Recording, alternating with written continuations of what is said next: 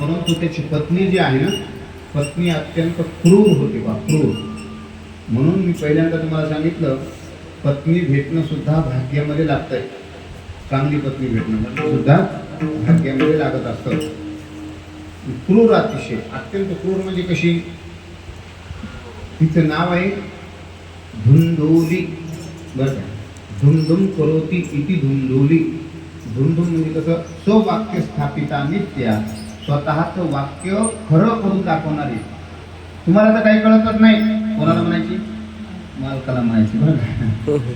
मालकाला कधी म्हणायचं नाही, तुम्हाला कधी काही कळत नाही. मालक कोण आहे? परमेश्वर आहे. पती परमेश्वर आहे. आणि मालकाच्या, बरं काय, पती परमेश्वर असल्या कारणानं मालकाच्याच कृपेनं आपल्याला अधिकार प्राप्त होतो. बरं काय?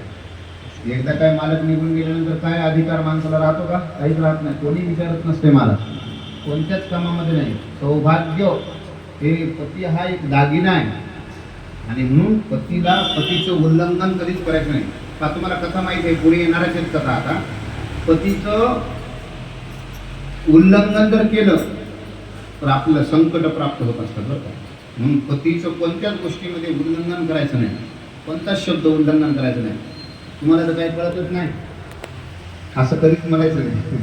पण ती धुंदुली जी होती ना, स्ववाक्य स्थापिता नित्या, तुम्हाला तर काही कळत नाही. हो, मी म्हणते तेच खरं आहे, तुम्हाला काही कळत नाही.